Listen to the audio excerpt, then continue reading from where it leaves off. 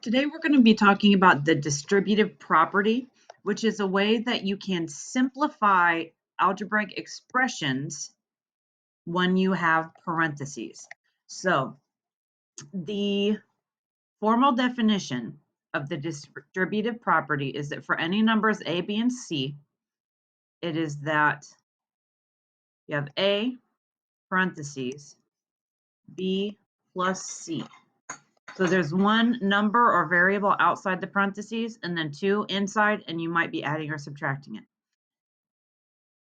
Equals a times b plus a times c. So you would actually be distributing, passing out the a times b, and then a times c. So what do you know about distribution? It says draw it. I'm going to draw an Amazon truck. You can draw whatever you want. Probably your drawing will be better than mine. So the Amazon truck goes to all the houses. I know that's a lovely version of a house too. So it goes to all the houses. It distributes the packages. So when you distribute something, you pass it out. With the distributive property, you're actually passing out whatever is on the outside of the parentheses to all the terms on the inside. So here's an example. We're going to prove that it works using real numbers. Normally, you would just do parentheses first, PEMDAS, 2 times 5 is 10.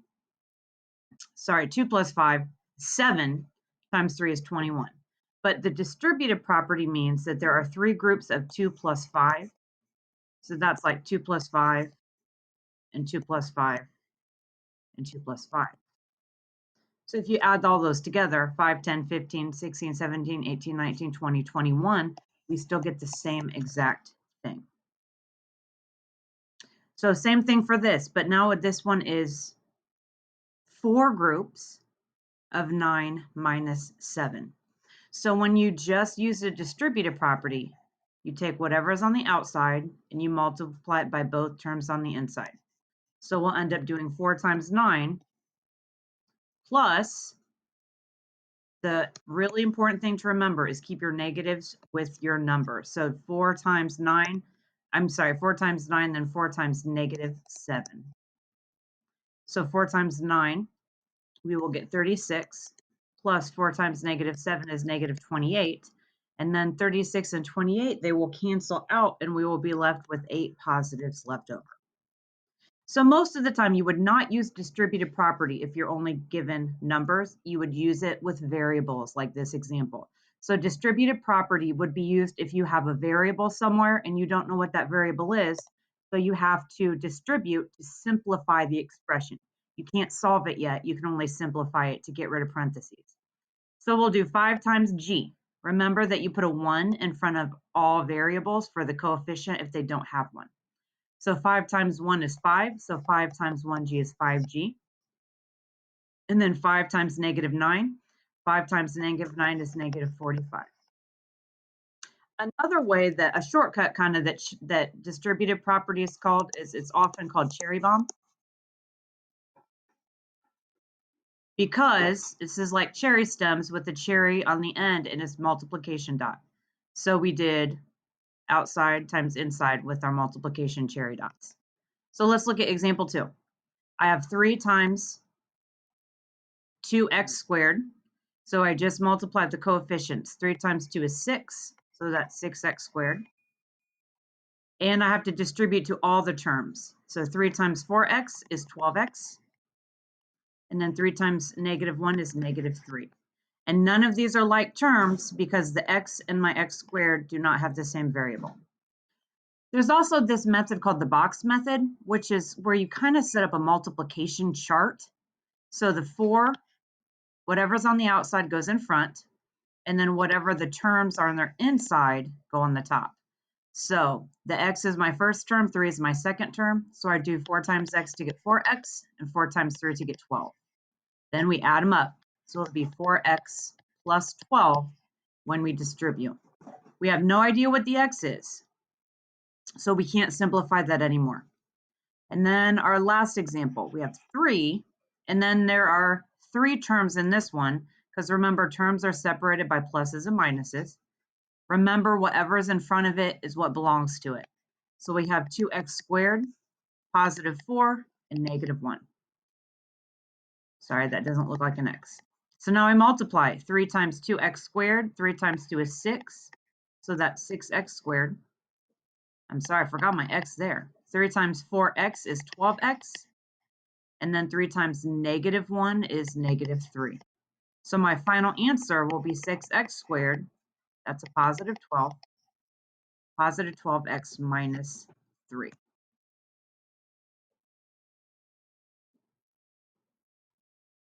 Now, in a question like this application where the Hernandez family owns 2 cars, in 2009 they drove the first car 18,000 miles and the second car 16,000 miles. If it costs 65 cents on average per mile to own and operate a vehicle, find the total cost of operating both cars. So you probably would not actually use the distributive property here, but it's just showing that you potentially could.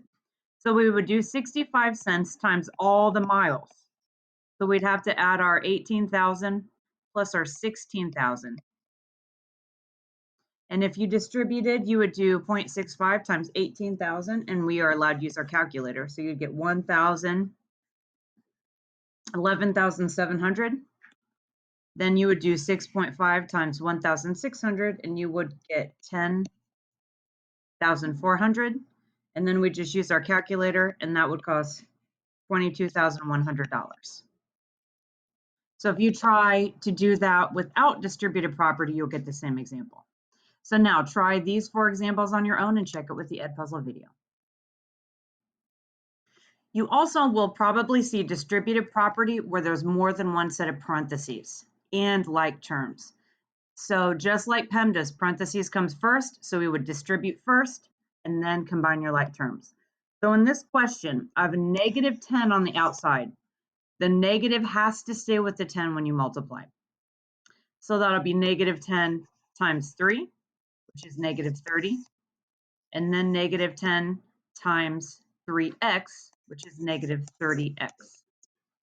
Now, this 12 is not in the parentheses, so it does its own problem. It isn't going to be distributed with the 10, but it will be distributed to the negative 2x. But there's no terms here, so we just multiply like normal. So 12 times negative 2x is negative 24x. So we distributed. Now we need to combine our like terms. So I have a negative 30x and a negative 24x. I have 2 terms with variables, and then my negative 30 has no like terms. So I have negative 30x minus 24x, and then negative 30 with no like terms. So they're both negative, negative 30 and negative 24, so I will add them together. So I will get negative 54x minus 30. We do not know what x is, so we cannot simplify that expression. Now try the last 2 examples on your own and check it with the Edpuzzle video.